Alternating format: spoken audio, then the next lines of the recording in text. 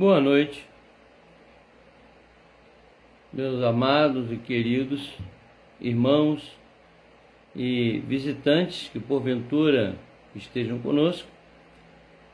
Tivemos aqui um problema de transmissão e só agora é que nós resolvemos este problema e entramos no ar com o nosso vídeo.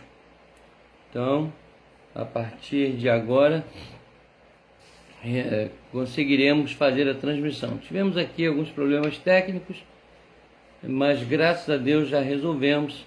Então, vamos dar continuidade à nossa atividade de hoje. Uma boa noite para todos vocês. Eu quero, sem mais delongas, fazer a leitura no Salmo de número 29. O Salmo de número 29, ok? O Salmo nos diz assim: tributai ao Senhor, filhos de Deus, tributai ao Senhor glória e força. Tributai ao Senhor a glória devida ao seu nome. Adorai o Senhor na beleza da santidade. Ouve-se a voz do Senhor sobre as águas. Troveja o Deus da glória. O Senhor está sobre as muitas águas. A voz do Senhor é poderosa. A voz do Senhor é cheia de majestade. A voz do Senhor quebra os cedros. Sim, o Senhor despedaça os cedros do Líbano. Ele os faz saltar como um bezerro. O Líbano e o Sirion, como bois selvagens. A voz do Senhor despede chamas de fogo. A voz do Senhor faz tremer o deserto. O Senhor faz tremer o deserto de Cádiz. A voz do Senhor faz dar cria às corças e desnuda os bosques. E no seu templo tudo diz glória. O Senhor preside os dilúvios, aos dilúvios como rei. O Senhor presidirá para sempre. O Senhor dá força ao seu povo. O Senhor abençoa com paz ao seu povo. E Salmo de número 29, um salmo que exalta a majestade e a glória de nosso Deus. Eu quero neste instante orar com você. Vamos pedir ao nosso Deus que nos abençoe no transcurso desta transmissão. Senhor, nosso Deus e Pai,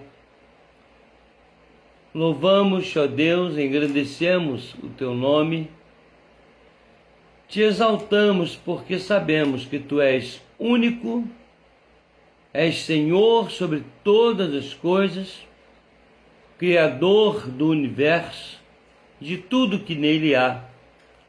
Tu não tens princípio, não tens fim, Tu és eterno, e a nossa mente finita não alcança esta verdade, por enquanto.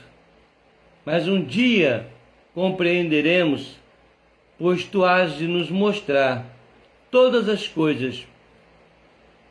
Mas nós, por enquanto, nos movemos pela fé, cremos em Ti pela fé, exaltamos o Teu nome pela fé e Te cultuamos pela fé. E rogamos-te que aceites este culto, esta adoração, porque Tu nos criaste para a Tua própria glória.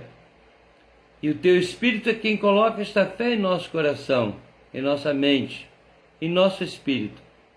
Portanto, Senhor, recebe o culto que Te prestamos, ilumina o nosso coração, ilumina o nosso entendimento, para que possamos absorver aquilo que Tu queres para nossa edificação, crescimento espiritual e também para a glória de Ti mesmo. Nós oramos no nome de Jesus. Amém. Meus amados, o Salmo de número 32 é muito conhecido pela igreja e diz assim do verso 1 ao verso de número 5.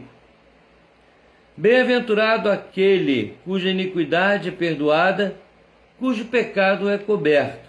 Bem-aventurado o homem a quem o Senhor não atribui iniquidade e em cujo espírito não há dolo. E enquanto calei os meus pecados, envelheceram os meus ossos pelos meus constantes gemidos todo o dia, porque a tua mão pesava dia e noite sobre mim, e o meu vigor se tornou em sequidão de estio. Confessei-te o meu pecado, e a minha iniquidade não mais ocultei. Disse: confessarei ao Senhor as minhas transgressões, e tu perdoaste a iniquidade do meu pecado. Algumas observações sobre o Salmo. Primeiro, o Salmo se refere ao ser humano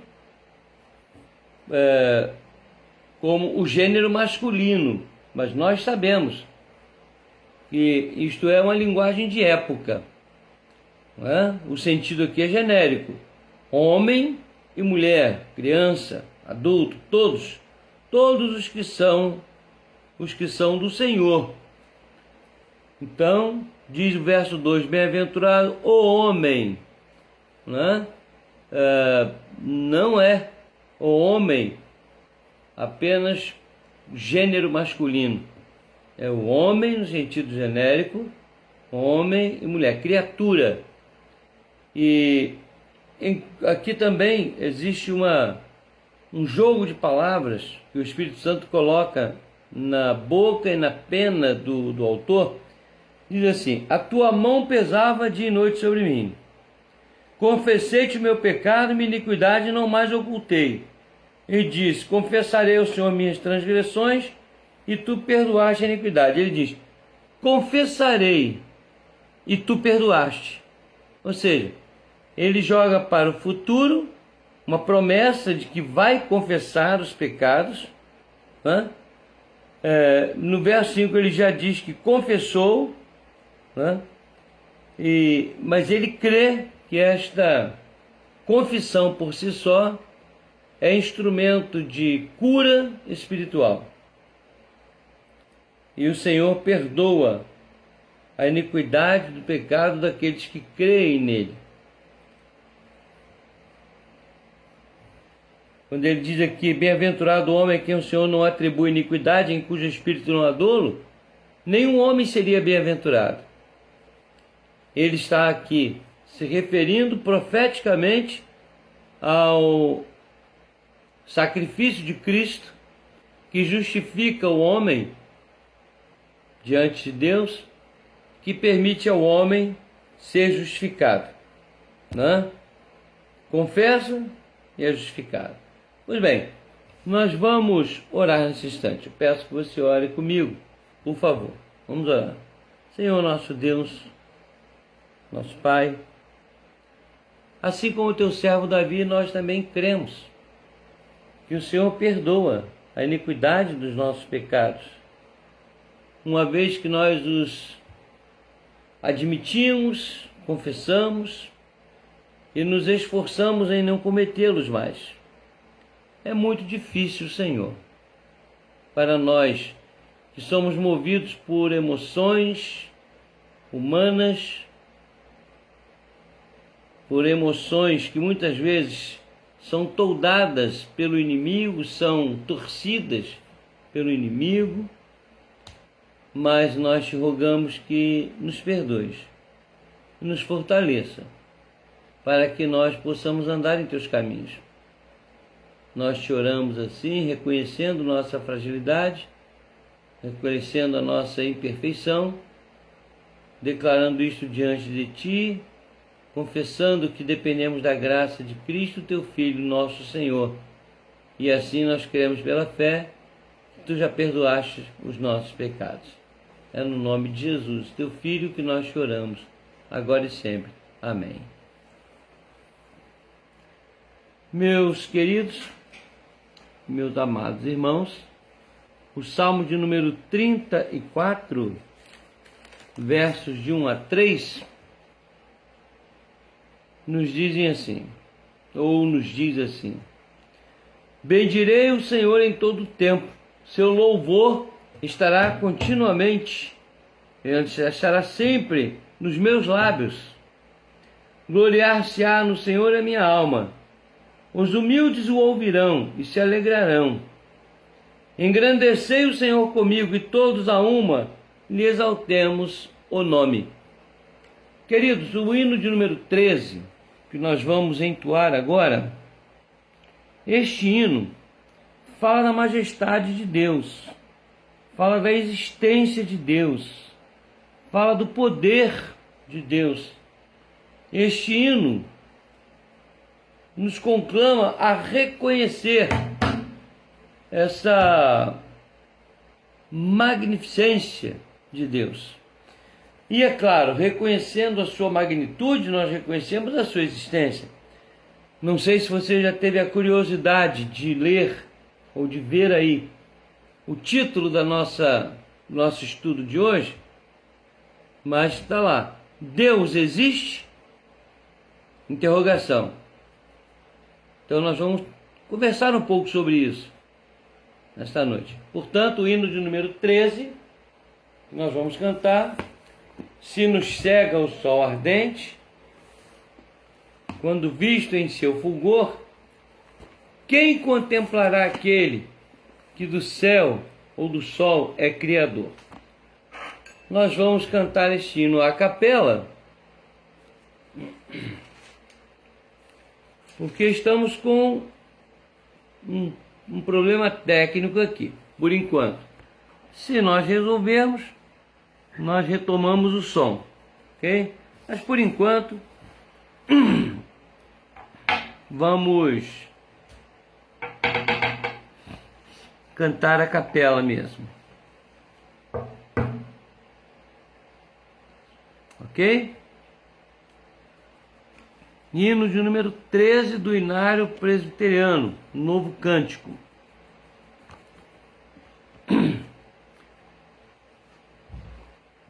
Vamos cantar então.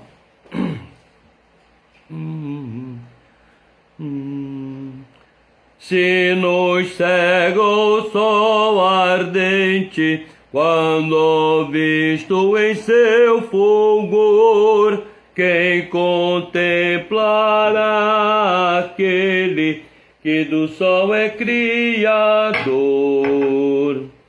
Patriarcas não puderam o seu rosto contemplar, nem Adão chegou a vê-lo antes mesmo de pecar. Luz perante a qual é trevas, mesmo o sol a fulgurar, nossos olhos pecadores não te podem contemplar. Fogo em cima da arca santa, sarça ardente do Sinai, são figuras dessa glória do Senhor eterno Pai. Para termos nós com Ele franca e doce comunhão, Cristo Filho fez-se carne, fez-se nossa redenção, para que na glória eterna ó vejamos já sem véu, Cristo padeceu a morte, o caminho abrindo ao céu. Bom, como os irmãos puderam perceber, na primeira estrofe, né, o autor diz que nós não conseguimos olhar para o sol, quanto mais vislumbrar o Criador do sol, né? Então, meus irmãos, Deus é insondável. Eu me lembro que quando eu estudei catecismo, havia uma pergunta que dizia assim: quem é Deus? E essa pergunta do catecismo foi interessante, a resposta dessa pergunta, porque quando o catecismo estava sendo montado, né, vários teólogos, dezenas de teólogos entendidos nas línguas aramaico, hebraico e grego, conhecedores das doutrinas judaicas, de tudo que se falava a respeito de Deus, surgiu esta pergunta para ser colocada no catecismo: quem é Deus? Ninguém sabia a resposta. Então, daquelas dezenas de homens santos, surgiu a ideia de que se fizesse uma oração. E a pessoa escolhida para fazer a oração começou a orar assim: Senhor Deus, nós estamos buscando Tua presença para que o Senhor nos dê uma orientação, uma definição, o que colocar aqui nesta resposta desta pergunta. Tu que és Deus infinito, em sabedoria, poder, santidade, justiça, bondade, verdade e tal. E foi falando. Alguém estava anotando o que ele falava. Quando ele terminou, a pessoa então disse: olha, nós já temos a resposta para quem é Deus. Como? O irmão na oração já deu a resposta. Deus é Espírito infinito, imutável em seu ser, sabedoria, poder, santidade, justiça, bondade, verdade. É a resposta que você tem lá no catecismo, fruto da oração de alguém que foi movido pelo próprio Espírito Santo. Que coisa maravilhosa, né? O título de hoje nos leva a pensar nisso. Deus existe. Não é um título duvidoso, é uma pergunta retórica que eu faço para o nosso estudo. Então nós vamos dar continuidade agora. Antes de entrar no estudo, nós vamos fazer alguns pedidos para os irmãos. Salmos 34 nos diz isso: bendirei o Senhor em todo o tempo. Desculpa. Perdão, irmãos. Não é este o salmo que eu ia ler, né? Era outro. Esse aqui nós cantamos o hino de número 13. Nós vamos listar o verso 4 do capítulo 34, diz assim: busquei o Senhor, Ele me acolheu, livrou-me de todos os meus temores. Contemplai-o e sereis iluminados, e vosso rosto jamais sofrerá vexame. Clamou este aflito, o Senhor o ouviu, e o livrou de todas as suas tribulações. O anjo do Senhor acampa-se ao redor dos que o temem e os livra. Provai e vede que o Senhor é bom, bem-aventurado o homem que nele se refugia. Temei ao Senhor, vós os seus santos, pois nada falta aos que o temem. Eu tenho aqui alguns pedidos. A nossa irmã Maria Maia nos pediu que estivéssemos orando por ela. Ela já conversou comigo em particular. Nós temos orado por ela. Ela sente muitas dores nos joelhos, nas pernas. E hoje ela pediu que nós lembrássemos dela nas nossas orações. Também temos os nossos irmãos Milton e Ezequias, internados com Covid, entubados, numa situação com poucas e pequenas melhoras, graças a Deus, mas continuam em estado grave Milton e Ezequias. Vamos continuar orando por estes irmãos. A Bruna também pede que nós oremos por sua mãe. Não é a Bruna da Carol. Apesar de que nós continuamos em oração pela Bruninha, pela Carol, pelo Júnior, por essa turma toda. Mas é a Bruna do Diego que pede oração por sua mãe. Me parece que está em casa, mas foi acometida de Covid. Se não me falha a memória, foi isso, né? Se houver erro aqui, alguém me alerte sobre esse fato. A Valéria, minha sobrinha, Valéria Lopes, ela pede por uma amiga que tem o seu próprio nome, Valéria Peçanha, que trabalha com ela no mesmo colégio, que está acometida de Covid. E também a Valéria pede por um amigo também que está, me parece que Covid também, que é o Felipe Lourenço. Então nós vamos orar por essas pessoas, né? Vamos orar por essas pessoas, ok? Se houver algum pedido que você queira fazer, algum alerta a esse respeito, por favor, passe essa mensagem aí na nossa live, que nós vamos orar posteriormente. Hoje eu entrei em contato com um presbítero lá de Campinas, em São Paulo. Esse homem ele se colocou no lugar de meu pai, enquanto eu estava no seminário, e pai da Norma também. O nome dele é Aguinaldo. Nós chamamos carinhosamente de seu Guina. Ele hoje completou 83 anos de idade, mas jovem, jovem não, jovial. Jovial, saudável, firme na fé, com o meu irmão Abimael, a quem nós estimamos muito. Então ele completa hoje 83 anos com um vigor extraordinário. Um crente fiel, firme, um homem de uma moral extraordinária. Uma pena que vocês não conhecem o meu pai Aguinaldo, viu? Mas eu curto ele por vocês. Então estou louvando a Deus pela vida do pai Aguinaldo. Espero que Deus nele conserve muito tempo de vida saudável, né? Muito bem. Não havendo mais nenhum pedido, nós vamos enfatizar algumas coisas. Primeiro, a discussão que está acontecendo no país sobre presencialidade nos cultos, e não só da igreja evangélica, mas cultos de qualquer religião.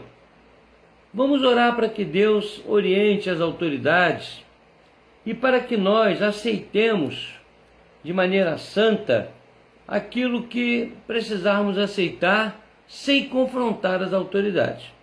De maneira santa. O dia que alguém tentar impedir a nós de adorar ao Senhor, aí é outra história. Por enquanto, eu estou achando com muita tranquilidade, estou vendo com muita tranquilidade o que está acontecendo.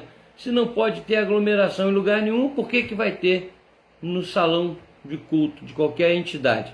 Umbanda, igreja católica, igreja evangélica, adventismo, seja lá o que for. Não, não é. Bom, mas eu não quero discutir esse assunto. Eu quero que nós oremos em favor das autoridades e dos membros das religiões, para que todos entendam que esse é um momento muito difícil para a sociedade e que seja feita a vontade de Deus. Uma outra coisa que eu peço que os irmãos não esqueçam, e eu acho que ninguém esquece, é de orar enfaticamente para que Deus cuide, não só agora vamos orar, dos nossos irmãos, mas que também o Senhor continue a iluminar os cientistas para que tenhamos uma solução em definitivo para o problema da pandemia. Está causando um transtorno mundial e nós não sabemos ainda aquilatar o que vai acontecer, o que está acontecendo, as consequências de tudo isso. Mas fiquemos tranquilos com Deus, porque tudo está no controle de nosso Senhor. Vamos orar então, ok? Senhor nosso Deus, mais uma vez buscamos a Tua presença e como igreja do Senhor, a quem tu chamas em tua palavra de sal e luz, nós queremos exercer estas funções. Permita-nos, Senhor, salgar esta sociedade com o nosso viver o mais santo possível e iluminar as mentes de todos aqueles que pudermos com a compreensão da tua palavra, com a aceitação da tua palavra e a compreensão gerada pelo Espírito Santo em nosso coração e nossa mente. Senhor amado, cuida dos enfermos, cuida dos nossos enfermos, cuida, Senhor, daqueles que estão em situação crítica. Nós te agradecemos pelo Osanã e pela Vera, mas continuamos orando pelo Ezequias e o Milton, e por tantos quantos nós nem sabemos, mas são nossos irmãos, pastores, presbíteros, membros das nossas igrejas espalhados pelo país e até fora dele. Agradecemos, ó Pai, a restauração da mãe da tua serva Bruna. Te pedimos, ó Pai, pela colega da Valéria, a sua xará, Valéria Peçanha. Oramos, ó Deus, por Felipe, também amigo da Valéria. Ambas essas pessoas estão com Covid. Nós pedimos que os visites e mostre para eles a tua graça, a tua misericórdia, e que eles reconheçam que só o Senhor é Deus em todo o tempo, em todas as coisas, em qualquer momento de suas vidas. Espero a Deus, esperamos nós que eles já tenham essa consciência. Pedimos a tua bênção sobre eles, sobre seus familiares. Fica com os nossos irmãos que estão carecendo de uma oração. A Letícia, a Zeli, a Carol, o Júnior, a Bruna, a Juliana, enfim, Senhor, aqueles que ainda não se recuperaram totalmente, mas estão neste caminho, fica com cada um deles. Nós te oramos, certos de que o Senhor está não apenas ouvindo, mas atendendo nossas orações diante da tua sabedoria e diante daquilo que tu conheces melhor que nós e que nos dá de maneira santa para o nosso bem, como diz a tua palavra. Nós nos curvamos diante dessa sabedoria, apesar, além de estarmos orando e clamando, nós nos submetemos à tua vontade santa. Também quero te pedir, ó Deus, que abençoes o teu servo, reverendo André Mendonça, advogado-geral da União, nosso irmão em Cristo, e também o reverendo Milton Ribeiro, ministro da Educação, e todos aqueles que estão legitimamente representando a cada um de nós no governo e que são servos fiéis do Senhor. Fortalece-os, te rogamos. Nós oramos assim, agradecidos, certos da tua bênção, em nome de Jesus. Amém. Amém. Ok, irmãos, eu quero fazer uma leitura agora no Salmo de número 19. O Salmo de número 19 é um salmo extraordinário. Fala sobre a excelência da criação, da palavra de Deus e do seu poder. Observem com atenção. Eu sei que você já deve ter lido esse salmo algumas vezes,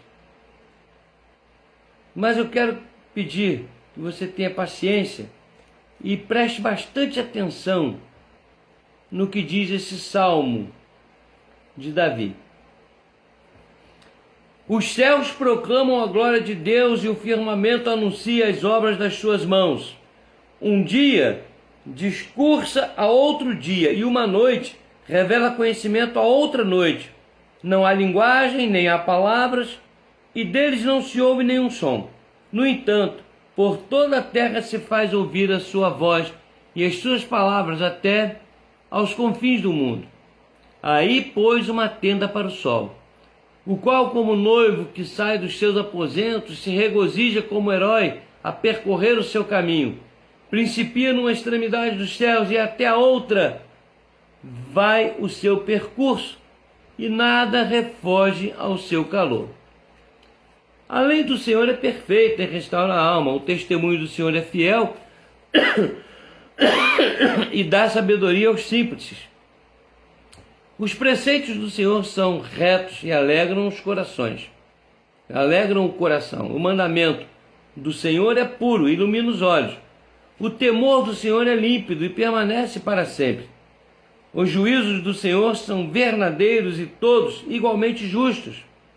São mais desejáveis do que ouro, mais do que muito ouro depurado, e são mais doces do que o mel e o destilado dos favos. Além disso, por eles se admoesta o teu servo.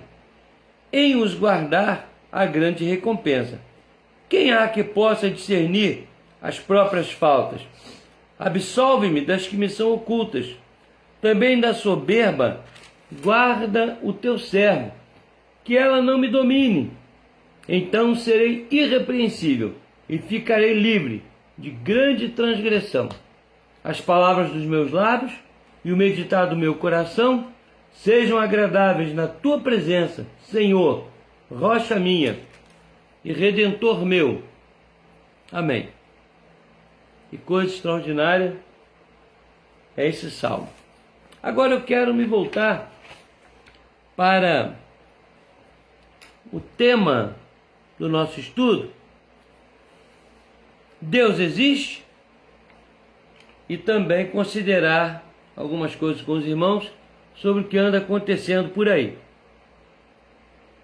A agência de notícias famosa, BBC News, publicou recentemente um artigo de uma mulher chamada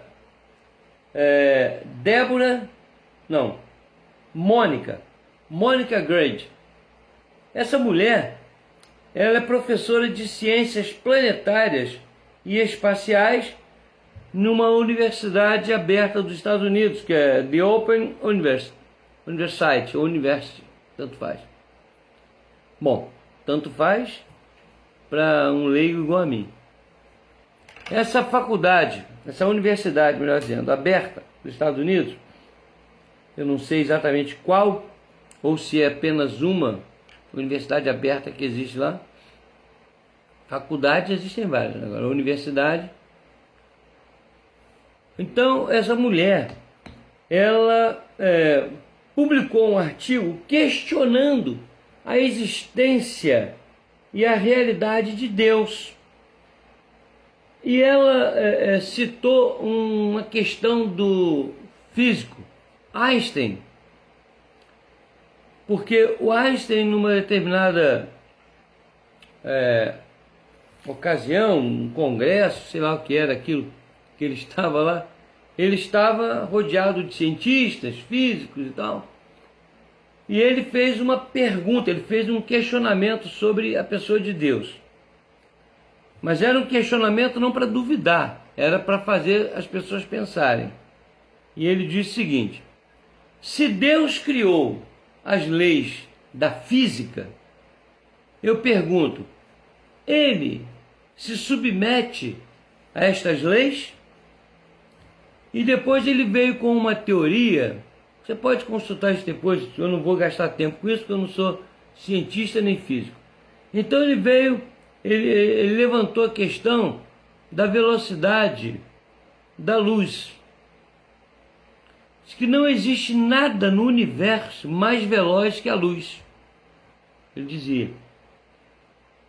Mas essa mulher, a Monica Grady, no final do seu artigo, ela faz um questionamento, ela levanta uma questão. Ela diz o seguinte: que por maior que seja a velocidade da luz, ela sempre vai encontrar as trevas que chegaram primeiro. Porque a luz só se manifesta nas trevas. Até a Bíblia diz isso. E essa questão que o Einstein levantou, ele levantou para exemplificar o fato de que Deus está em dois lugares ao mesmo tempo. Quer dizer, eu já questionei essa matéria uma vez com uma pessoa, e essa teoria do Einstein, da velocidade, em que se você for tão veloz que vá multiplicando a sua velocidade, uma hora você vai chegar antes de ter saído. Eu não sou físico não e nem doido. Eu só penso, só filosofo. Então parece que o Einstein tinha a mesma mentalidade sobre isso, para provar a existência de Deus.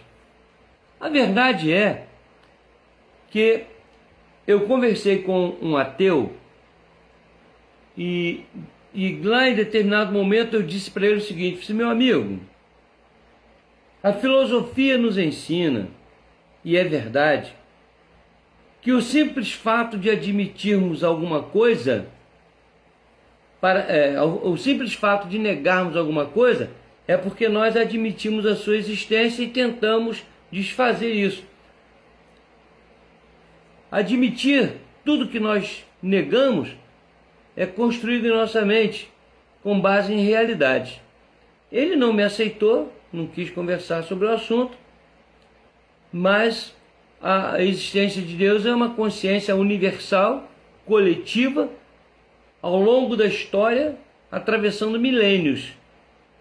Quer dizer, nenhuma consciência resistiria a tanto tempo, em tantas épocas, em tantas culturas, se não fosse verdade. Ou seja, a existência de Deus, a consciência da existência de Deus é uma coisa imanente no indivíduo, porque Deus, ao criar o homem, soprou nele o fôlego de vida, o seu próprio espírito. Diz a Bíblia que quando nós morremos, a carne volta ao pó e o espírito volta a Deus.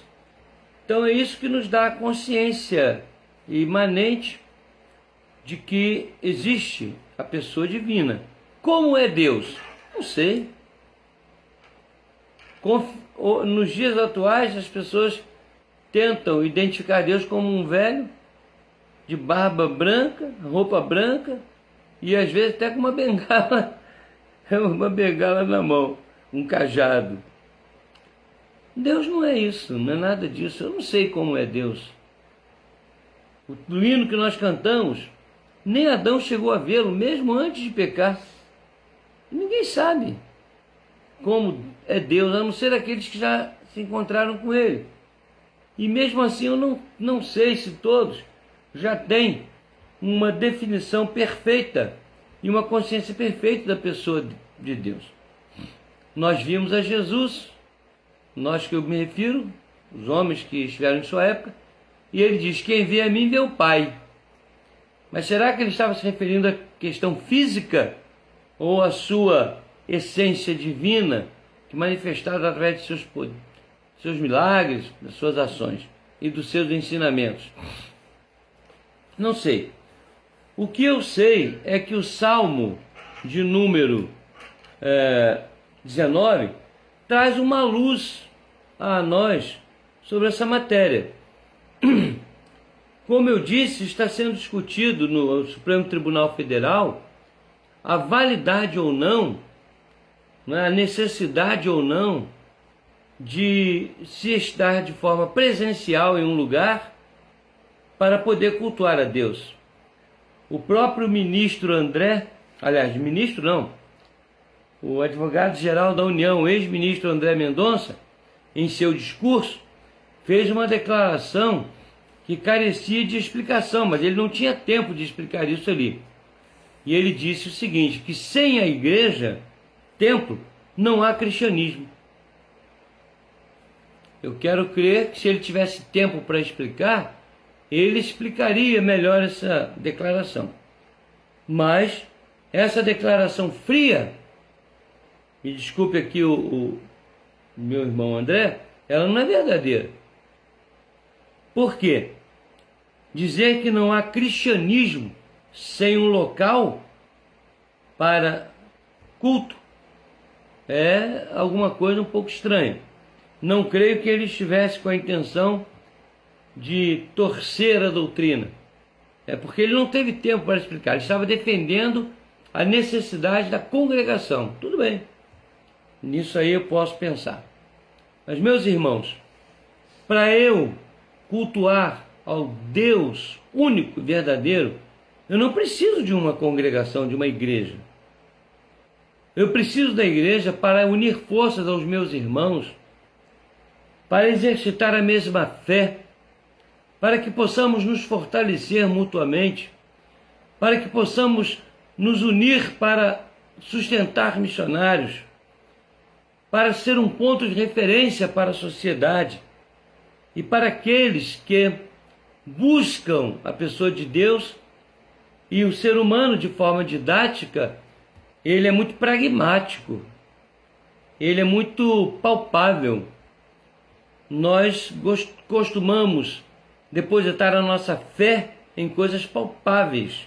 A igreja é um ato de misericórdia de Deus, a igreja templo, a igreja visível, porque a verdadeira igreja de Cristo é invisível, ou seja, ela não é um templo, ela não é um local.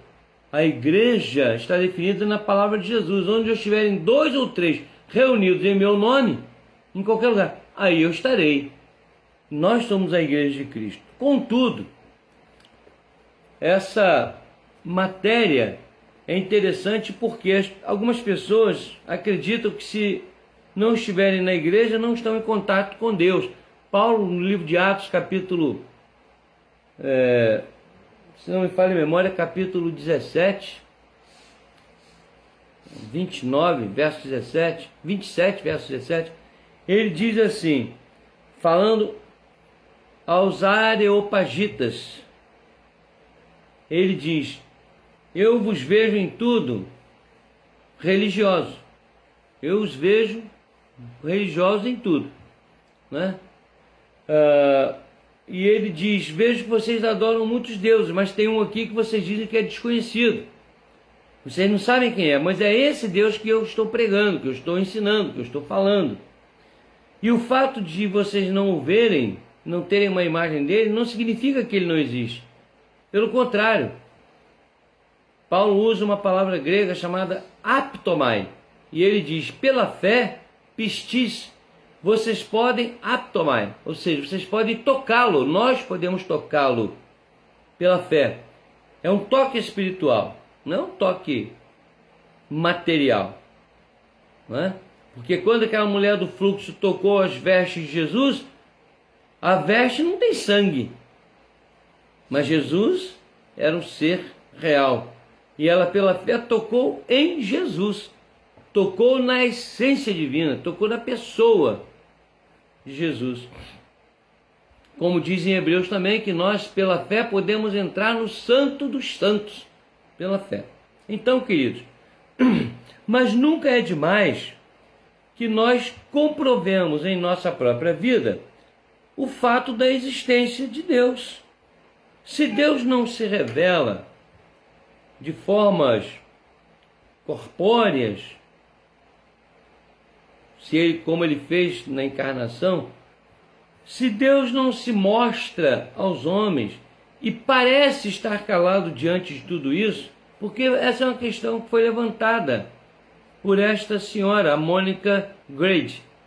Ela diz o seguinte: diante dessa pandemia de tantos males, se Deus existisse mesmo, ele viria em socorro de cada um de nós, em socorro da humanidade. Ela cita outras coisas. Esse mesmo questionamento foi feito para a filha do grande pastor Billy Graham. E alguém perguntou para ela exatamente isso. Por que Deus não se importava com as pessoas? Por que Deus não resolvia os problemas das pessoas? E ela deu uma resposta extraordinária. Uma das coisas que ela disse é o seguinte: Deus se importa com as pessoas. O grande problema é que as pessoas não se importam com Deus. Eu me lembro também de uma ilustração de um rapaz que estava conversando com um barbeiro, falando sobre a Bíblia, e esse barbeiro, cabeleireiro, disse que Deus não existia, porque se Deus existisse, né, não haveria tantas crianças sofrendo, tanta gente injustiçada e aquela coisa toda. O rapaz saiu, não falou mais nada. Daqui a pouco ele entrou na barbearia com um moço muito cabeludo, né? E disse para o barbeiro: está vendo esse moço? Os cabeludos não existem. Aí o barbeiro disse: existe sim, eu estou vendo um cabeludo na minha frente. Aí ele falou assim: você está vendo esse cabeludo porque ele veio até você. Você está admitindo que ele é cabeludo porque ele veio aqui na barbearia. Então a verdade é que quando você diz que Deus não existe, ele existe. Assim como o cabeludo, como o barbeiro existe. Aliás, o rapaz disse assim, não é cabeludo, disse, barbeiros não existem. Aí o barbeiro disse: existe sim, eu sou barbeiro, eu estou aqui. Aí ele falou: e por que esse homem está tão cabeludo? Agora eu lembrei bem da ilustração.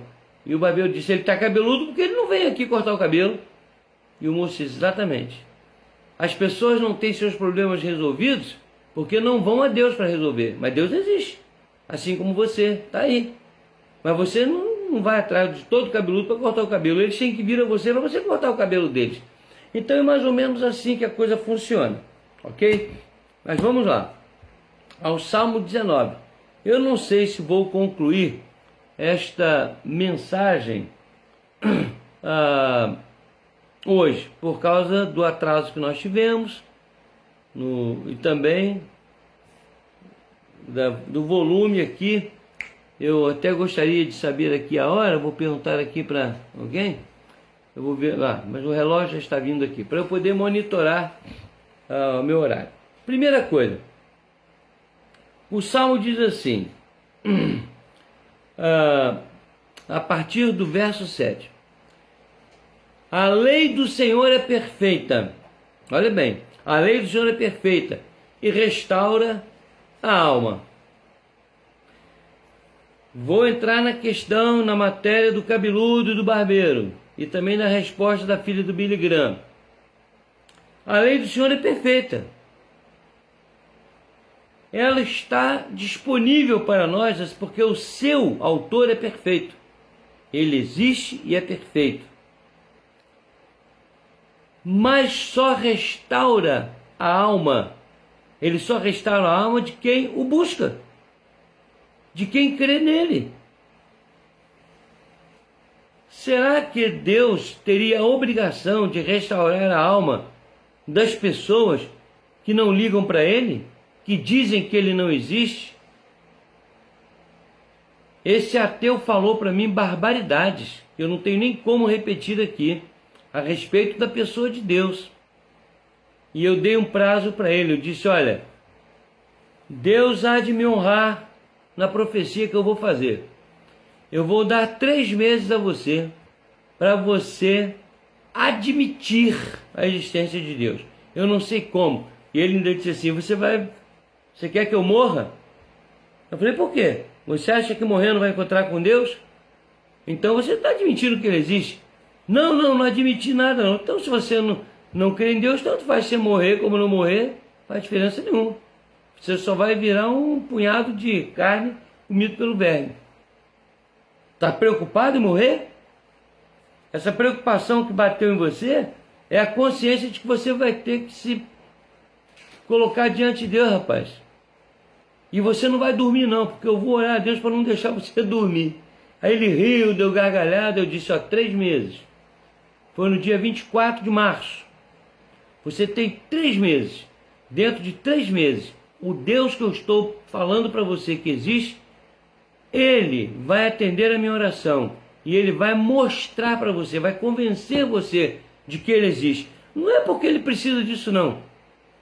Ele vai atender uma oração minha.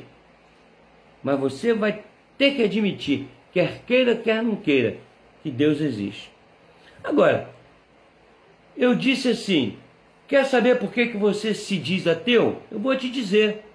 Porque você é uma pessoa amargurada. Como é que é? Eu disse: é verdade. Você é uma pessoa amargurada. Você deve ter tido uma infância terrível. Você deve ter tido problemas gravíssimos, terríveis na sua vida. e que você se revoltou contra Deus.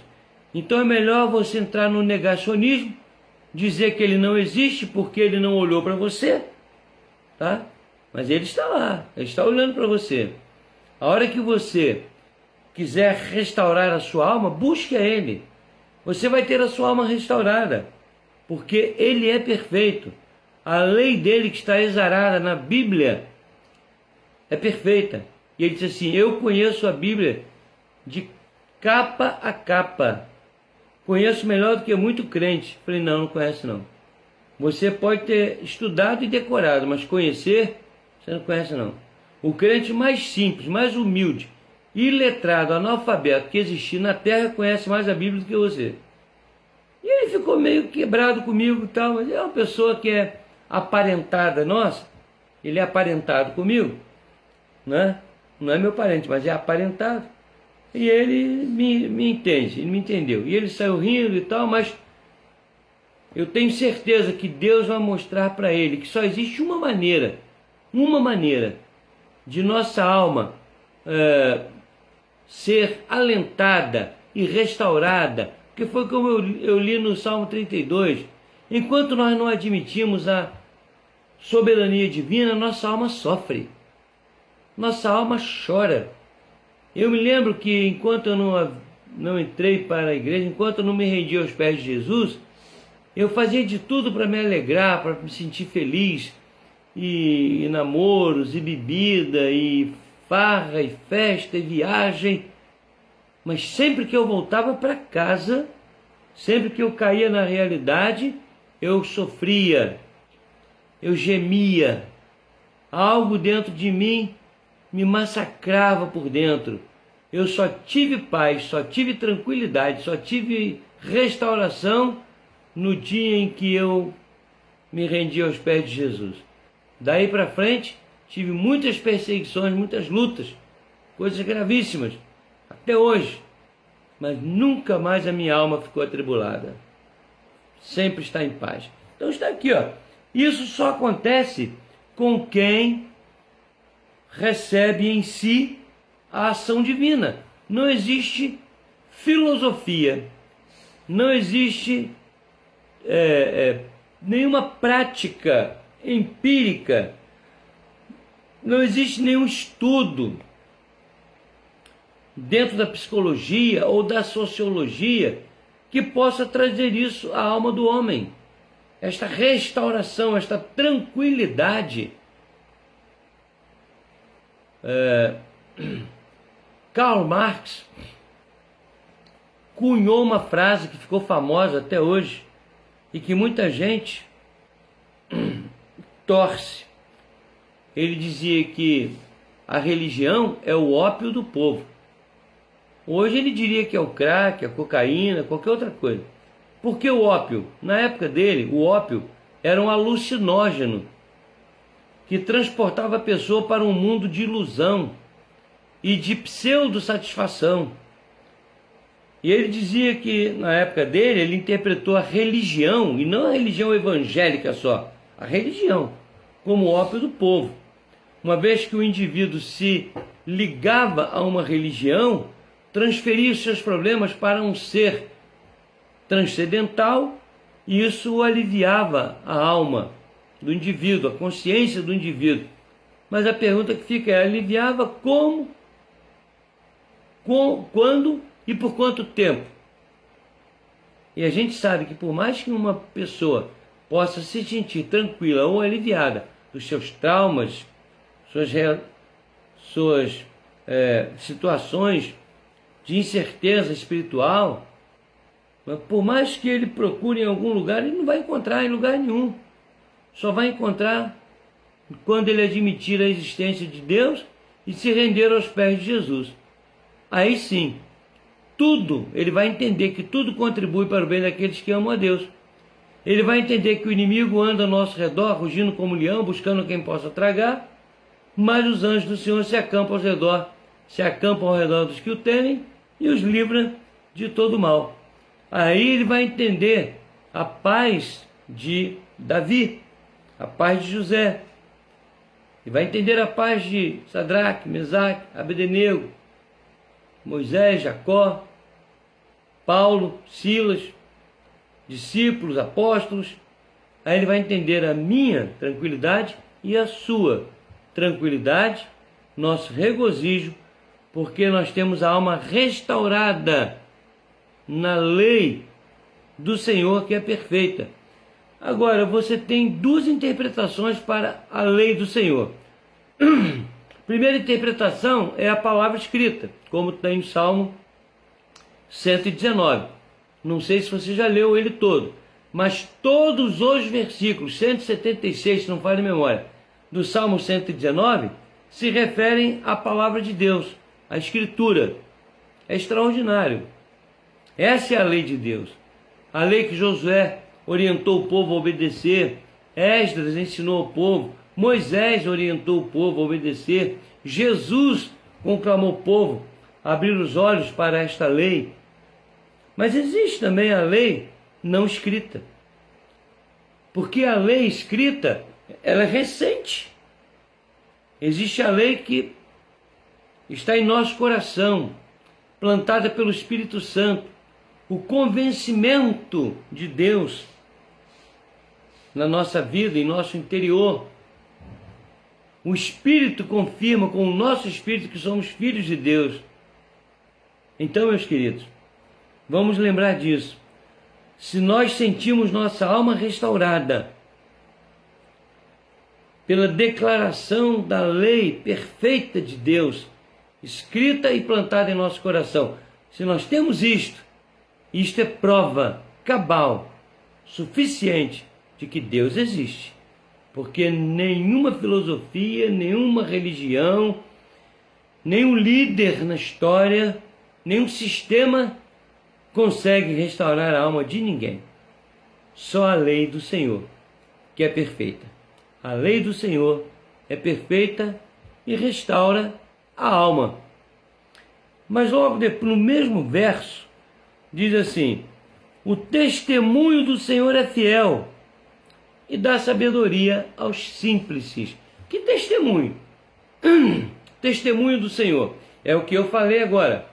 É um testemunho espiritual, transcendental, que só recebe aqueles que são os chamados simples. Não são os simples. Há uma diferença grande entre essas duas palavras. Entre o simples e o símplice. O símplice não precisa ser inculto. O símplice não precisa ser o mais pobre, o ignorante, nada disso. O símplice é aquele que sabe, pela obra do Espírito Santo, que ele é nada. É o que João Batista disse: importa que ele cresça e eu diminua. É o que o próprio Senhor Jesus disse, para exemplificar isso. Eu não vim para ser servido, eu vim para servir e dar a minha vida. Esse é o símplice. É aquele que compreende a sua missão neste mundo.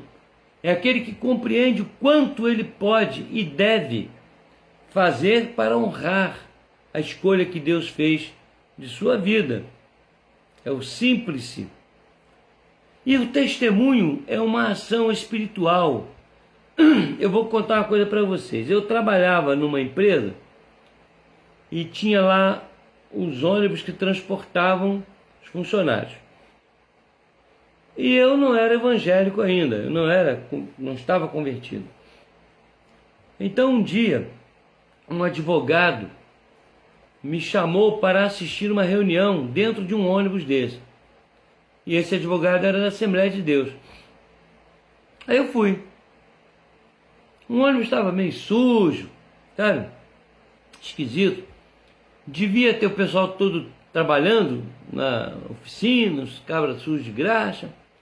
E tinha um velho, muito mal vestido, mas devia ter uns, sei lá, que idade dele, era bem velho. E ele disse assim: meus irmãos, ele não sabia falar direito. Meus irmãos, aqui na nossa reunião é quem sente o Espírito mandar, é que fala. E eu estou sentindo que o Espírito está mandando eu falar hoje. Então todo mundo obedecia. Era uma negócio, porque hoje eu entendo isso. Aí eu olhei para aquilo e falei, o que vai sair daí? O cabra não sabe nem falar. E aí ele leu um texto parece que foi de Lucas, não me lembro bem. Leu aquele texto e eu já me espantei por saber que ele sabia ler. Fiquei espantado, porque ele tinha uma aparência de falta de cultura impressionante. Eu falei, pelo menos saber ler ele sabe. E ele começou a falar e tal, mas ao tempo que ele foi falando, eu notei nele uma sabedoria, e eu notei nele uma coerência com o que ele estava falando, sobre o que ele leu. Eu fiquei impressionado. Eu sempre fui muito estudioso e muito crítico também, né? Só que minha crítica caiu por terra e eu fiquei impressionado com aquele velho. Quando nós saímos, depois da tal reunião, eu chamei o meu amigo, o advogado, e disse para ele assim, rapaz, aquele velho me impressionou, rapaz. Ele falou umas coisas ali que me impactaram mesmo, tal. Agora você que é amigo dele, quando você encontrar com ele, fala para ele que a Bíblia dele deve ter rasgado e ele colou, mas colou com a capa ao contrário, porque estava de cabeça para baixo. Aí, mas ele não pode ter lido de cabeça para baixo. Aí meu amigo Rio disse assim, não, a Bíblia não estava não rasgou nem ele colou nada de cabeça para baixo, não. É porque ele não sabe ler, ele é analfabeto. Eu falei, ué, mas como é que ele leu ali? Eu disse, não, ele não leu não. Ele pede para uma pessoa ler para ele grava, decora e depois ele finge que está lendo, porque ele tem vergonha. Ele estava com a Bíblia de cabeça para baixo mesmo. Ele estava lendo a Bíblia, fingindo que estava lendo, mas estava de cabeça para baixo. Ele não sabia de nada. Uma ignorância cultural total, mas uma sabedoria extraordinária. O homem era um homem de uma simplicidade incrível. E como é que Deus fazia com esse homem? O que Deus fazia? Fazia desse homem um homem sábio. O Espírito de Deus ia no coração dele, na mente dele, porque ele era um símplice, certo? Era um homem simples nesse sentido, mas que recebia do Espírito Santo um testemunho fiel e maravilhoso, que dá sabedoria aos simples. Então não é a cultura, né, que faz de você uma pessoa de sabedoria moral, espiritual, familiar. Depois eu soube que ele era um homem que conduzia muito bem a sua família. Em muitas áreas da sua vida ele tinha muita sabedoria. Com o pouquinho de dinheiro que ele recebia ali, ele mantinha a família, conduzia, tinha uma boa casa, enfim. Era uma pessoa sábia. Simples. Simples. Enquanto eu vejo tanta gente soberba, tanta gente de cultura, tanta gente com muita capacidade que não tem 1% daquela sabedoria daquele homem e de tantos outros ao longo da história e hoje existem aí ao redor do mundo. Mas há um testemunho de Deus na vida, no interior, na mente, no coração daqueles que são servos, sinceros. E o testemunho do Senhor na vida deles é fiel e gera sabedoria neles. Deus quer que nós tenhamos sabedoria, cultura? Sim, claro.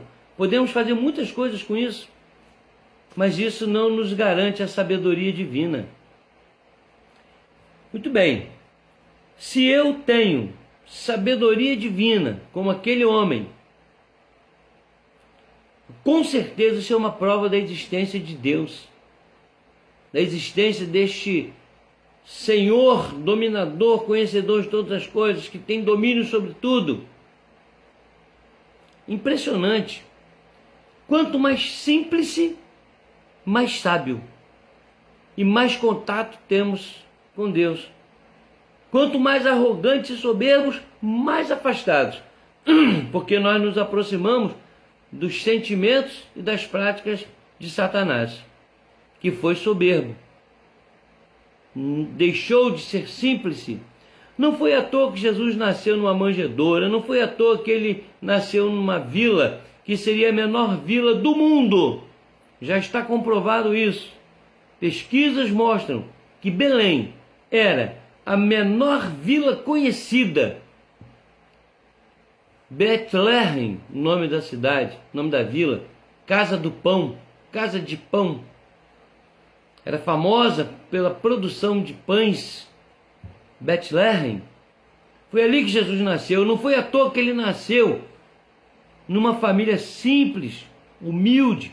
E não foi à toa que ele nunca teve nada de material de si mesmo como homem. Não foi à toa que ele viveu a sua vida através de doações, de ajudas, com simplicidade, e você nunca viu, nunca ouviu falar de um ato de Jesus que demonstrasse soberba, vanglória, egoísmo, nenhum desses sinais. Por quê? Era o próprio Deus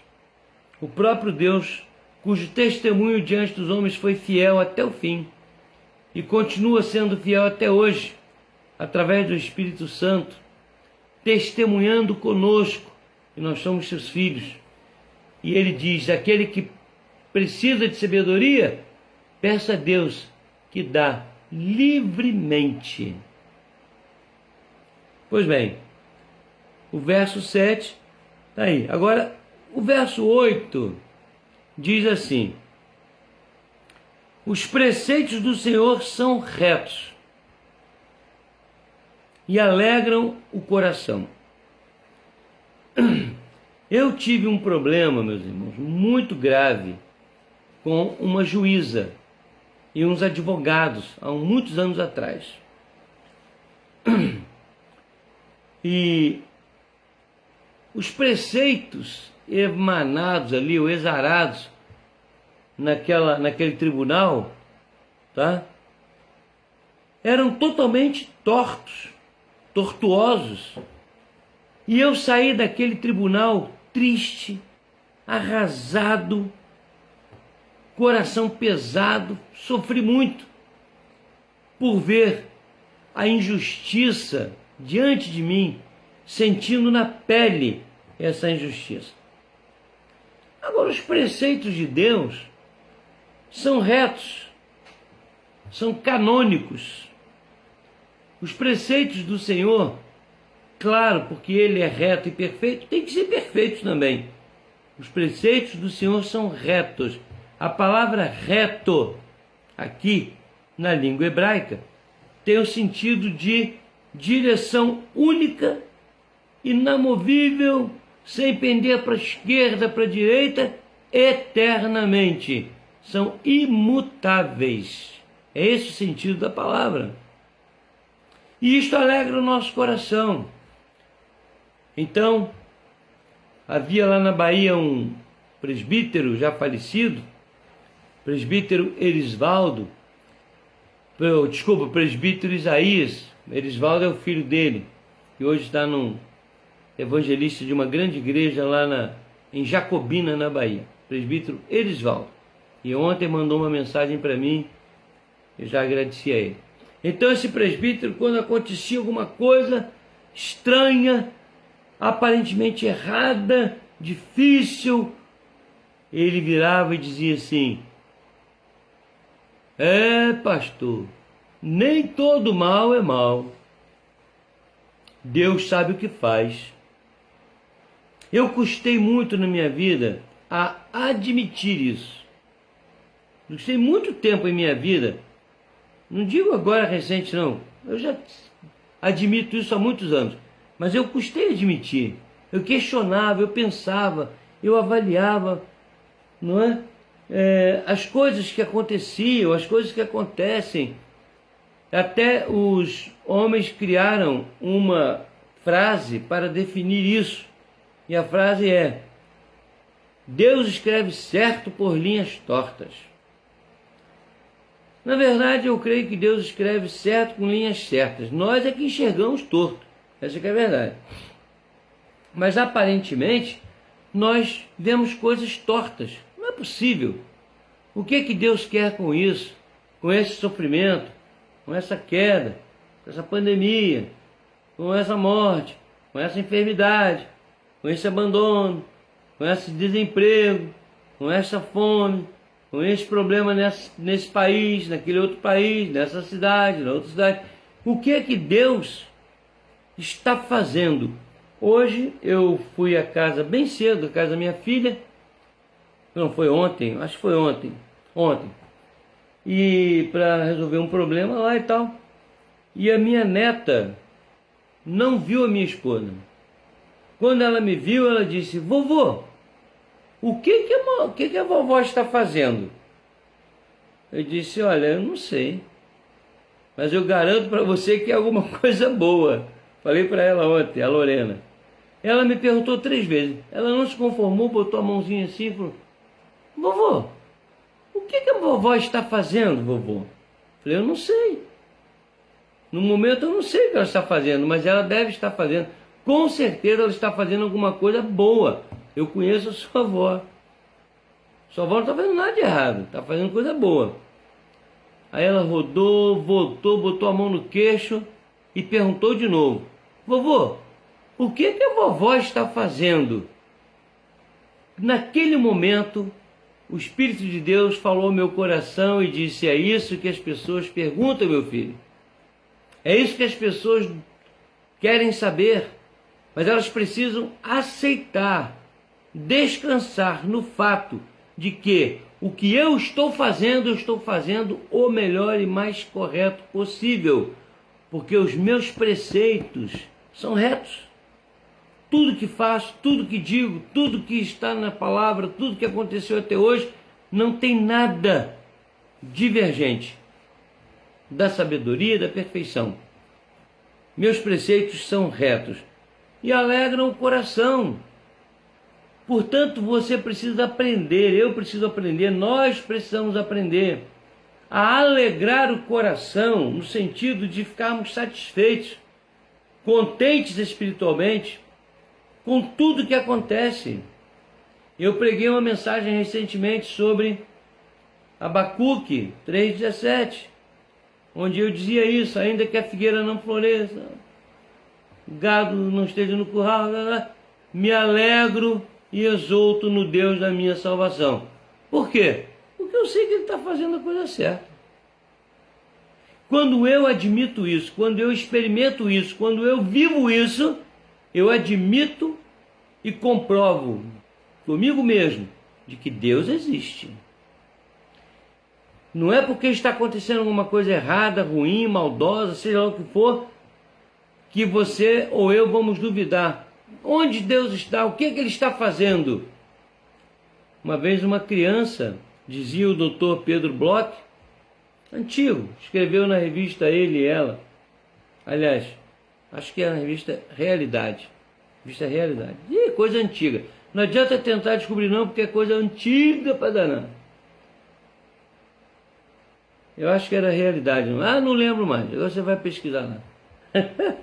Ele dizia assim, psicólogo infantil, ele disse que uma vez ele perguntou para uma menina: você sabe o que Deus está fazendo agora? O que Deus faz durante a noite? Aí a menina virou para ele e disse assim: eu sei, Ele prepara o amanhã, o dia de amanhã. O que Deus fica fazendo durante a noite? Preparando o dia de amanhã, o dia seguinte. Olha que resposta extraordinária, maravilhosa dessa criança. Eu não lembro a idade dela. Então o que Deus está fazendo durante a noite? O que Deus está fazendo durante a pandemia? O que Deus está fazendo durante a minha enfermidade? O que Deus está fazendo durante meu desemprego? O que Deus está fazendo durante aquilo que eu acho que é ruim, que está ruim? Sabe o que Deus está fazendo? O melhor. Porque tudo que Ele faz é perfeito. Amém, meus irmãos? Eu não pude passar do verso 8, né? E nem da segunda parte do verso 8, porque já são 9 horas e eu não quero extrapolar e nem cansar você.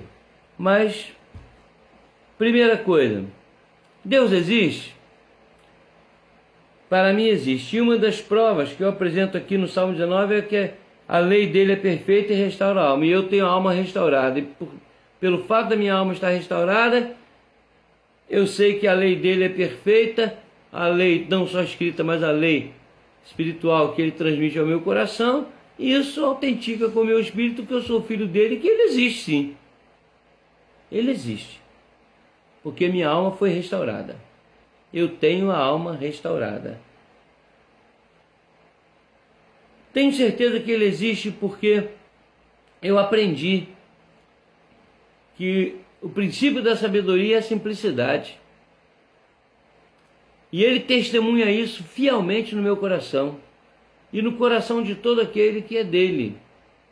E nós que temos esta sabedoria espiritual, nós sabemos que Deus existe, assim como aquele homem lá naquele ônibus, com aquela simplicidade extraordinária e aquela sabedoria também extraordinária, porque Deus é fiel em seu testemunho, ele testemunha conosco, no nosso interior, que nós somos filhos de Deus e que ele existe. Se há um filho, há um pai. Portanto, meu irmão, durma com essa certeza no seu coração. Nós ainda temos muita coisa para falar na próxima quinta-feira, mas por hoje, durma com essa certeza.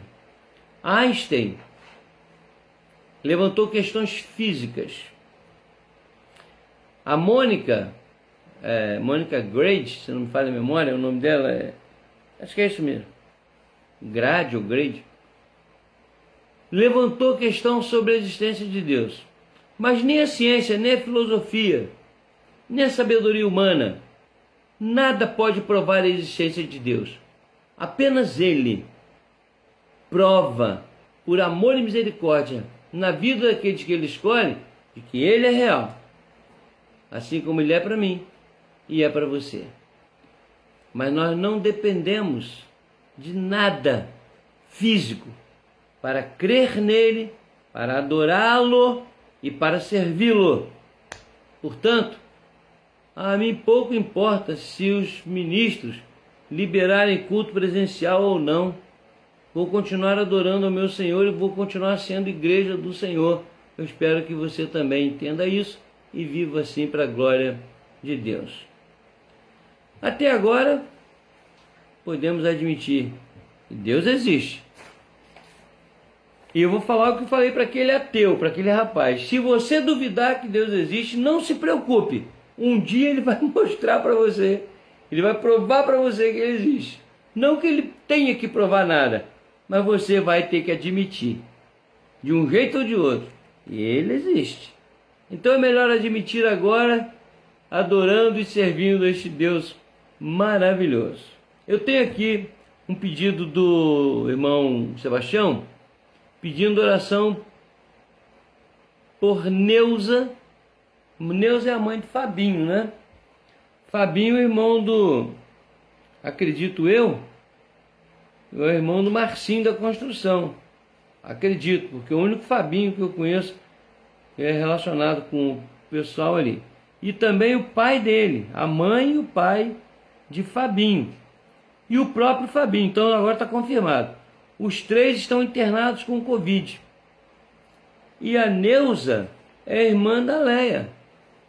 Ok? A mãe do Fabinho é irmã da Leia.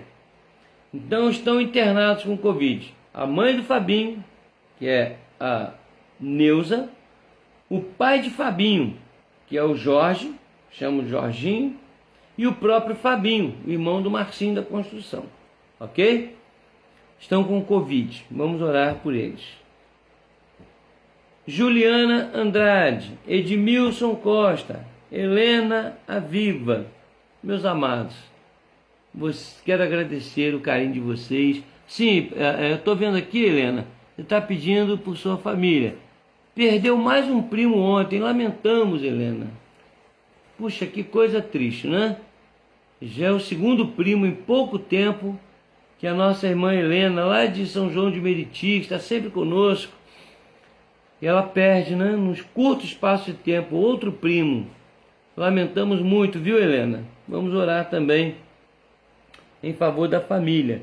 Então, Juliana, Edmilson, meu primo amado, e Helena, nós vamos orar por vocês, já agradecendo também a... Sim, peraí, deixa eu ver aqui. Seu pai está aniversariando hoje. Que legal, o pai da Helena. Muito bom, que bom. Junto com o meu pai espiritual lá de Campinas, o Aguinaldo. Muito bom. Ok. Vamos orar também agradecendo. Qual o nome do seu pai, Helena? Coloca aí, porque eu não vi o nome do seu pai. O nome do pai da Helena, né? Se você puder botar aí para nós orarmos também, nós vamos fazer isso, ok? Quero dar uma boa noite para vocês antes de nós orarmos. Quero também lembrar que na terça-feira nós temos, aliás, desculpem, agora no domingo pela manhã 9 horas e à noite 19h30 nossa escola dominical de manhã e o culto público à noite, né, que ainda será transmitido da forma como estamos fazendo aqui agora, ok? O nome do pai de Helena é o senhor Manuel, viu? Já vi aqui, ela passou para mim, Manuel. Então, e na terça-feira 17 horas pelo Team Link, reunião da SAF às 2 horas na quarta-feira, e quinta-feira daremos prosseguimento a esse estudo no Salmo 19, ok? Juliana Andrade, Deus te abençoe. Estou vendo aqui, né? Que o Senhor te dê uma noite abençoada, o Edmilson também, a todos vocês. Podemos orar então? Vamos falar com o Senhor. Senhor nosso Deus, nosso amado, querido Pai, nesse momento, ó Deus, queremos te pedir em favor do Jorginho, da Neuza e do Fabinho. Esta família, pai, mãe e filho internados com Covid, que o Senhor tenha misericórdia deles, ó Deus. Assim como já oramos pelos outros irmãos com comorbidades, também oramos por eles. Pedimos, Senhor, que tenhas misericórdia desta família. Também, Senhor, te oramos em favor do Manuel, que completa hoje mais um ano, assim como meu pai espiritual, presbítero Aguinaldo. Conserva, Deus, esses homens em tuas mãos. Abençoa, Senhor, a Helena com seu filho. Dá, ó Deus, que eles possam ali estarem protegidos por ti. Rogamos, ó Deus, pela igreja da tua serva, seus líderes, seu pastor. Te oro, Deus, em favor não só da Juliana Andrade, mas também do meu primo Edmilson e da minha família tão querida, a família Leal, Carvalho. Deus, rogamos-te que cuides de cada um deles. Concedas uma noite de paz, uma noite de restauração, e que no dia de amanhã nós levantemos para a tua glória, para realizar a missão que temos de proclamar o Evangelho, e possamos viver de maneira mais santa possível, adorando-te não só agora, mas por toda a eternidade. Nós te oramos assim, agradecidos, no nome santo e poderoso de Cristo Jesus. E agora, Senhor, despede-nos com a tua bênção, e que a graça de nosso Senhor e Salvador Jesus Cristo, e o amor de Deus, nosso único e eterno Pai, e as consolações benditas do Espírito Santo sejam sobre todos vós, irmãos, e sobre todo o povo de Deus, espalhado sobre toda a face da terra, não só agora, mas para todos sempre. Amém. Amém, meus irmãos, que Deus os abençoe. Eu sempre fico com muita, não é tristeza, não? Eu fico lamentando ter que encerrar as lives. Dá vontade de passar um bom tempo aqui conversando, falando, né? Uma boa noite, viu, Gisele? Que Deus te abençoe. Helena e todos vocês, meus queridos. Que Deus os abençoe. Amém?